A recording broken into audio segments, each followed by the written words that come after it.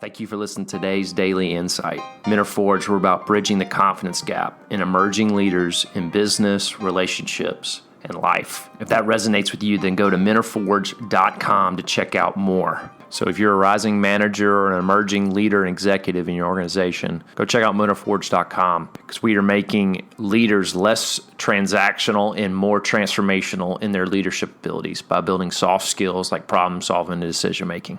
So, and hope you enjoyed the episode today, but go to mentorforge.com for more. Yeah. So I was enthusiasm on fire. I didn't have any skill at that point. I didn't know.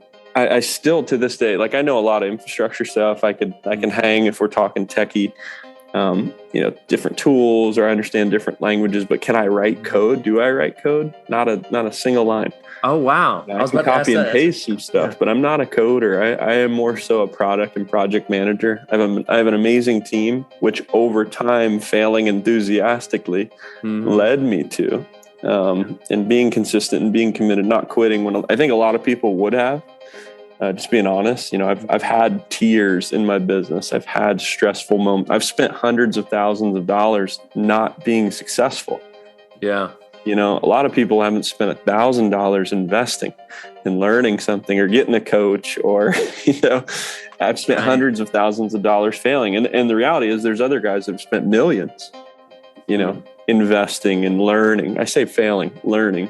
Mm-hmm. That's another mindset thing, is shift that to fail enthusiastically and seek the growth from the pains, growth from the efforts of progress require that you learn. Yeah. And for me, I got into the tech space and have been learning. I'm still learning. I'm still a student. I'm flying. I told you before we got on here, I'm flying out to San Diego. I'm going to this thing called the War Room. It's Ryan Dice. I don't know if anybody knows those folks, but these are guys that are big gorillas in the internet marketing and tech world. And I want to be around people that are at higher levels than me. Mm-hmm. It's a necessity. If I want to grow, if I want to get better at something, I have to position myself and get in the way of new information, get in the way of, opportunity. And I'm actively, right. It's like an 8-hour flight with a layover, but I'm investing. Yeah. So anyway, that's, I get off on a tangent. I'm ADD as well, so hang with me. But I got into the tech space and I've been learning, and we built this platform recently. It's one of several that I own. It's called TrueFans. Mm-hmm. And TrueFans.com, right? That's the look.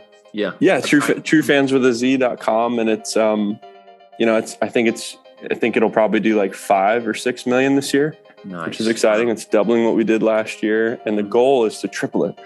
I'm investing in learning, setting up different architecture, serving our client base better, creating systems and things to scale. And that all started with looking back again, I'm thinking about who we're talking with here. These are startups. These are people that are maybe in a rut and trying to figure out what they need to do or what they could do, and don't set out to have a good idea per se.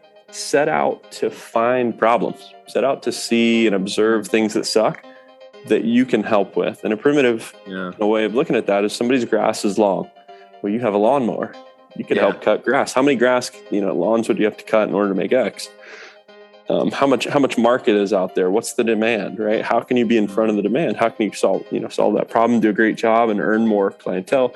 That's just one methodology. But I always, and I use that firsthand whenever I'm building a new platform, is I typically start with what sucks, what's going on in the market, or I just kind of stumble upon it and I'm observing it and listening and watching. So for us, man, and everybody knows this, content's being suppressed. People are being demonetized. Creators historically haven't made enough money. And people are just now discovering that they are the product of big platforms, right? Their data is being sold and distributed, and they don't make any money of it, right? They get the functionality, but the reality is your data is being used in a ton of different ways for financial profit. And, that sucks. And people are becoming more keen and understand more what's going on. And then you as a creator, you don't really own your data. You don't own your customer data. You don't own your emails. And that's an asset, like as a business person or an e-commerce brand. So for us, we looked at the market.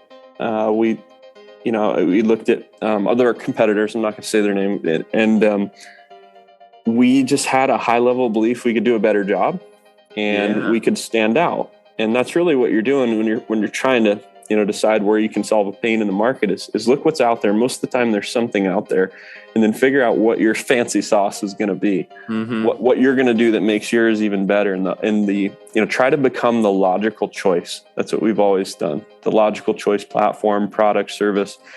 So for us, we did things like created instant payments. So people don't have to wait for our platform.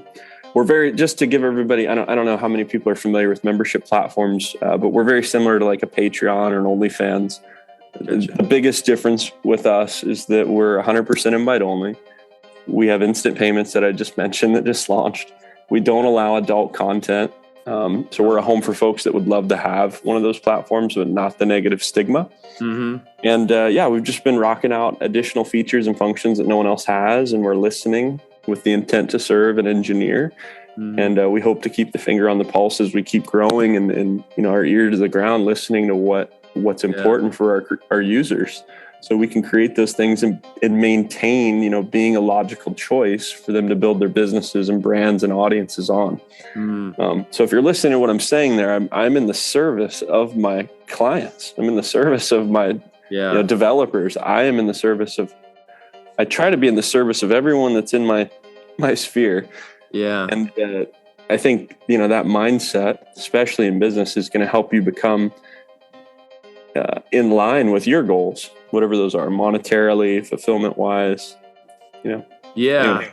Man, Tim, that was really good. I just, you got my mind going, the creative space of just, wow. Just such a powerful thing because it's so needed today just with where technology is and where, like you said, like content, the big brands are basically looks like they're taking over the world, and we just need more and more people that are more localized. We need to be able to have discussions and dialogue, and people need to be able to share. Even if I disagree, even if you disagree, anybody disagrees, like not having a conversation because somebody is offended, or not having a conversation or dialogue, that's unfortunate, and we go backwards if we're not able to really talk. And I'm talking about mankind in general, or human beings in general. The moment that we're not able to dissect ideas or go through them without losing our cool, without getting too emotional, it's okay to have a passionate conversation, but man, when those are eliminated, that's a sketchy thing in my opinion. Because even you said it earlier, how important it was for you to fail within your business, meaning you get it wrong and you learn how to get it right. The same thing, I think, in thought and thinking, like, I think something that's wrong, and I get feedback and response. I'm like, all right, this has helped me nuance, think through, understand how to get it right. It's like 100%.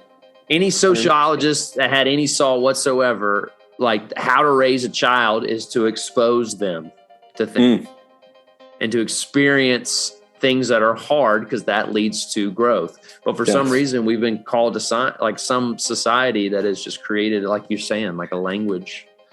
Yeah, we it's okay to make mistakes. It's okay to have different ideas. I think it's okay. I think it's important. It's important to have winners and losers. I think it's important to, it's okay to be recognized for participation, I think, but awarded for it. Right. I don't know. I just have different opinions on this, man. And that's where I stand. And I think, competition creates not just competition, but having dialogue just creates progress, true progress, expansion. This daily insight was taken from the podcast. So if you want more of this episode, please go to the description and click on the full episode. If this resonated with you, please feel free to share with anyone you know, as well as going to Apple Podcasts and leaving a review or subscribing on Spotify. For video content, go to YouTube and check out the Men Forge YouTube page. Appreciate you listening, and I will see you on the next Daily Insight.